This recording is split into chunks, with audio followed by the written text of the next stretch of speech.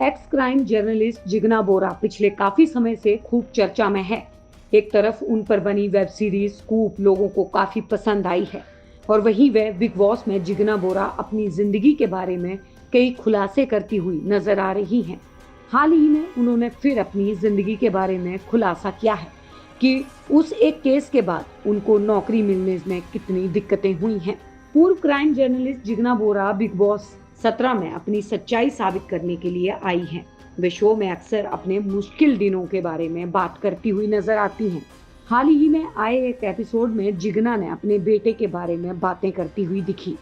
Episode में जिगना ऐश्वर्या शर्मा से बात करती हुई नजर आती हैं। उन्होंने कहा कि वे दिल पर पत्थर रखकर अपने बेटे को मुंबई से दूर रखती हैं ताकि उनके अतीत की परछाई बेटे पर ना पड़े।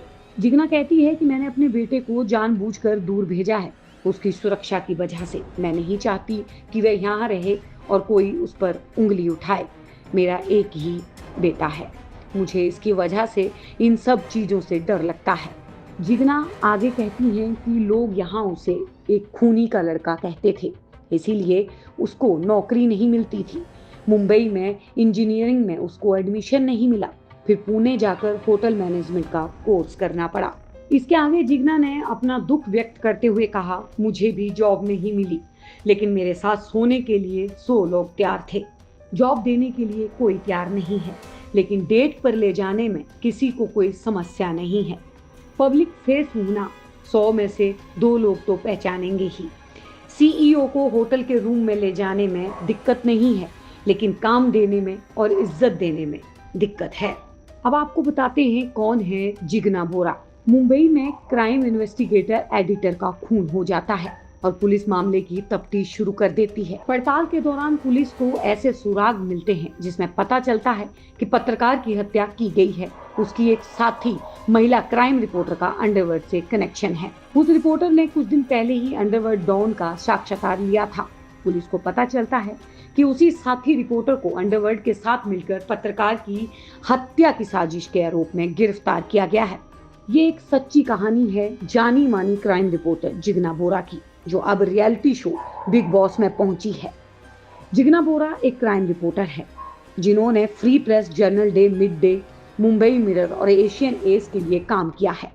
वे इसी हत्याकांड में आरोपी थी जिन पर ये स्कूप वेब सीरीज बनी है। इसी वजह से वे आजकल सुर्खियों में हैं। ज्योतिर्मय डे, जिन्हें कमांडर डे या जे डे के नाम से भी जाना जाता था, भारतीय अखबार मिड डे में एक crime reporter and investigation editor थे। उन्हें मुंबई अंडरवर्ल्ड का विशेषज्ञ माना जाता था। हिंदुस्तान टाइम्स से अपने करियर की शुरुआत करने वाले जे डे ने वाइल्ड लाइफ से एंट्री की थी। वाइल्ड लाइफ के क्राइम से पत्रकारिता, शुरू में वो फोटो जर्नलिज्म करते थे, बाद में पहले फ्रीलांस के तौर पर, फिर पूरी तरह मिड डे से जुड़ गए थे। इसके बाद वे इंडियन एक्सप्रेस से जुड़े और पूरी तरह से अपराध पत्रकारिता को समर्पित हो गए। बाद में वापस मिड डे में आ गए थे। 11 जून 2011 को मोटरसाइकिल से मुंबई से घाटकोपर से अपनी मां से मिलने के बाद जेडे अपने घर लौट रहे थे। उस दिन 3 बजे के करीब 4 अज्ञात व्यक्ति मोटरसाइकिल पर आए और उन्हें पवई के हीरानंदिनी गार्डन के पास उन पर ताबड़तोड़ गोलियां चला दी। उन्हें पवई अस्पताल पहुंचाया गया, लेकिन यहाँ पर्याप्त सुविधाएं ना होने पर उन्हें हीरानंदिनी अस्पताल ले जाया गया, जहां उन्हें मृत घोषित कर दिया गया। पुलिस के अनुसार अब जिगना हत्या की साजिश में शामिल होने वाले संदिग्धों में से एक थी। जिगना डे की हत्या के दौरान एशियन एज में कार्यरत थी। उन पर छोटा राजन के साथ डे को मारने की साजिश रचने का आरोप लगा था। ये भी सच है कि हत्या के कुछ हफ्ते पहले ही जिगना ने छोटा राजन का इंटरव्यू भी लिया था। इस मुकदमे के कारण जिगना को 6 साल जेल में रहना पड़ा और 2017 में उन्हें अदालत ने सभी आरोपों से बरी कर दिया। जेल से रिहा होने के बाद उन्होंने इस पर एक स्मरण लिखा, जिसके आधार पर स्कूप वेब सीरीज बनी, जो हाल ही में रिलीज हुई है। इस सीरीज को हंसल मेहता ने बनाया है, जिसमें कश्मीरा तन्ना ने जागृति पाठक का किरदार निभाया है, जो असल जिंदगी में जिगना बोरा का बताया जाता है। रोचक बात यह है कि वैसे तो सीरीज में अधिकांश किरदारों को काल्पनिक दिखाया है, लेकिन एक किरदार नाम छोटा राजन भी रखा गया है। इस पूरे मामले में जिगना का कहना था कि छोटा राजन को उनके लिए किए गए फोन केवल इंटरव्यू से संबंधित थे और उसका जेडेस के मामले से कोई लेना देना नहीं था।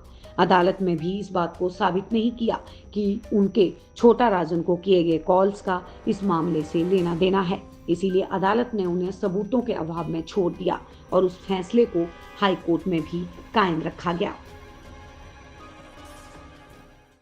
आप देख रहे हैं सौगंध टीवी, सौगंध वतन की।